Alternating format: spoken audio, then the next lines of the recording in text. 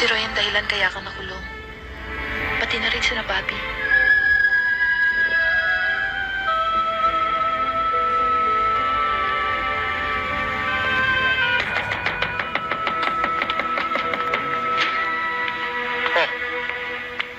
Sinagad yun ang oras nyo.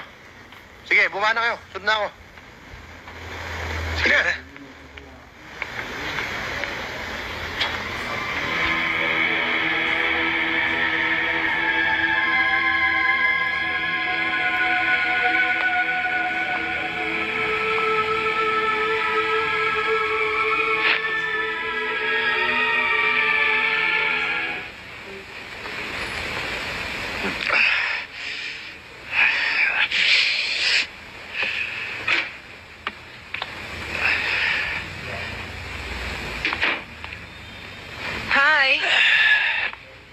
Kanina ka pa?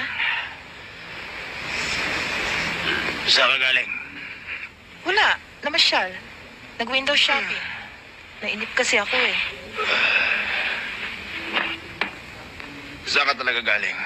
Sa labas nga.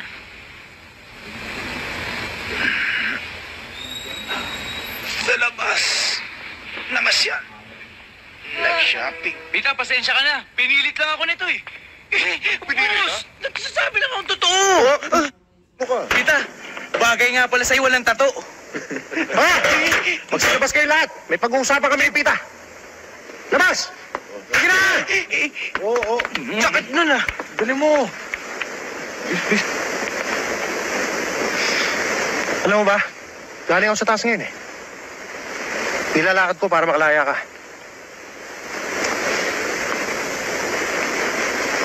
At magandang balita, pumayag sila. Pero, sa isang kondisyon.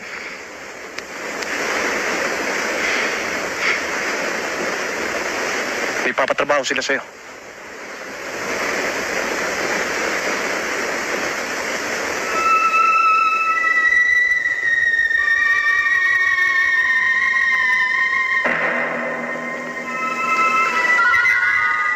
Tita, pag hindi mo tinanggap yun, may ibang sasalo eh.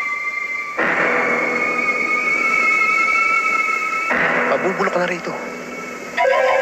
Hindi ka nalalaya.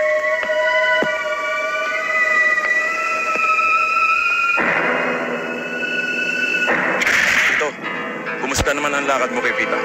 Umagat na sa pahain ko si Pita. Pangilasundot na lang yan. Matutubo ka na kahinaan yan. Kaya gawin mong madali at mabilis. At huwag mong sayangin ang binabayad namin sa'yo. Nasa iyo ang lahat ng pagkakataon para mabitag siya. Kumukulo ang dugo ko sa hayop na Andrade yan. Kinakailangang mawala siya. Huwag kayo magkalala. Sisiguruhin kung sasakay siya sa biyahe natin. Basta't huwag ka lang magkukulang sa atik. Alam mo naman, mukhang pera ako.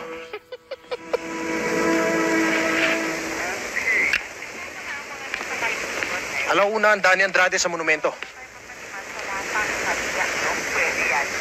Ngayon, lahat ng gamit mo, nandun na sa auto. Pagkatapos, magkita na lang tayo sa bahay ni Sandra. Kung wala ka na sasabihin, alis na ako. Sana'y huwag mo akong biguin, Pita. Malaking paniniwala ako sa'yo. Masa ka. Hindi kayo mabibigo.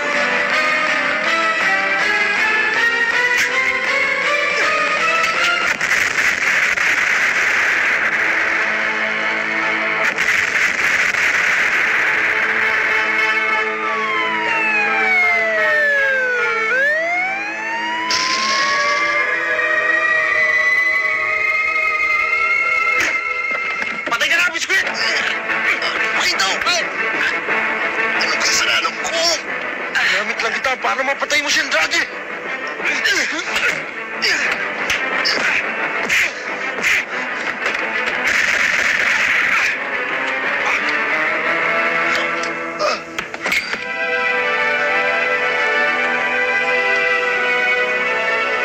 Sandra.